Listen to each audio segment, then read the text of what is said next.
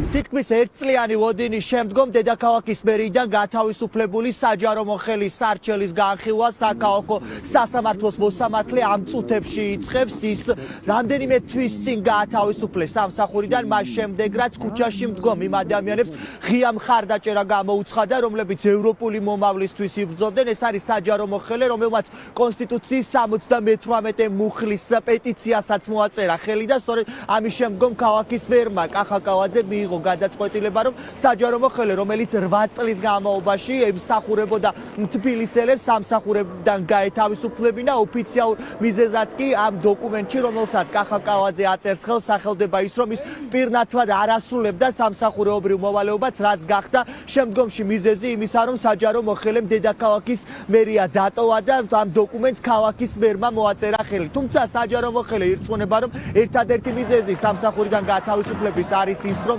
მხარი დაუჭირა იმ ადამიანებს, რომლებიც რუსთაველის გამზირზე ევროპული მომავლისთვის იბრძოდნენ და რომელთა წინააღმდეგაც ხელისუფლებამ არაპროპორციული ძალა გამოიყენა. ის ამბობს იმას, რომ მთავარი მიზეზი, რის გამოც კახაკავაძემ მის გათავისუფლებას ხელი მოაწერა, არის ის, რომ ის ღიად დაუპირისპირდა ქართული ოცნების რუსულ პოლიტიკას და ქუჩაში მდგომ მოქალაქეებს ღია ხარდაჭერა გამოუცხადა. დღეს დაიწყო საქალაქო სასამართლოში ჩემი სარჩელის განხილვა, რომელიც უკავშირდება თბილისის მერიიდან ჩემს გათავისუფლებას. მთელი ეს პროცესები მიმდინარეობდა პროცესუალური დარღვევით. სხდომა, პირველი სხდომა ჩაინიშნა 1 წლის შემდეგ, რაც ცალსახად უკვე მიანიშნებს დარღვევის ფაქტებზე. ჩემი გათავისუფლება უკავშირდებოდა ცალსახად ჩემს მიერ საჯაროდ გაზიარებულ და გავრცელებულ ჩემს პოზიციას, რომ ევჩები საზოგადოების ერთგული, ქართველი ხალხის ერთგული, იმ საქმის და იმ კონსტიტუციის ერთგული, რომელსაც საქართველოს მიხავს დასავლური ცივილური საზოგადოებისაკენ. წინასწარი განცდა, რაც არის პროცესთან დაკავშირებით, არ მიანიშნებს იმას, რომ სასამართლო აპირებს სამართლიან მსჯელობას, თუმცა მაინც ველოდები ხომის დასრულებას და უფრო მეტ დეტალს ამის შემდეგ ვისაუბრებ.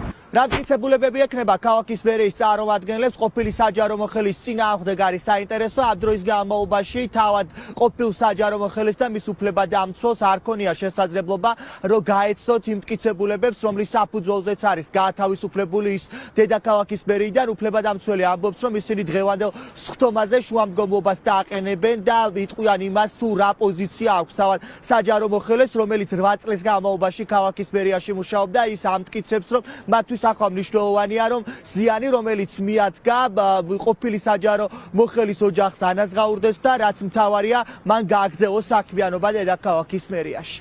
დღეს შევიკრიბეთ არსებით განხილვაზე, ისე რომ ჩვენ გვქონდა გარკვეული მტკიცებულებები, რომლის წარდგენის შესაძლებლობა მოსამზადებელი სხდომის ჩატარების დროს გვინდოდა, მაგრამ მოსამზადებელი სხდომა სასამართლოს გადაწყვეტილებით არ ჩატარდა. სასამართლო მიიჩნევს, რომ საქმეში არსებული მტკიცებულებებით საქმე მომზადებულია, რასაც ჩვენ არ ვეთანხმებით, მათ შორის არჩევლშიც გვქონდა მითითება, რომ დამატებითი მტკიცებულებების წარდგენას ვაპირებდით.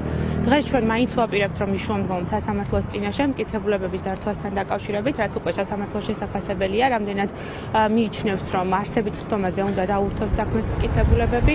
შესაბამისად, ახლა ვართ ამ მოცემულობის წინაშე, რომ დღეს ან სასამართლო იმსჯელებს არსებითად საქმეზე იმ მტკიცებულებების გარეშე, რომელიც ჩვენთვის თვისობრივად მნიშვნელოვანია, რომ საქმე სრულყოფილად იქნას გამოკვლეული, ან მოგვეცემა შესაძლებლობა და სასამართლო მიიღებს გადაწყვეტილებას, რომ დაურთოს დოკუმენტაცია.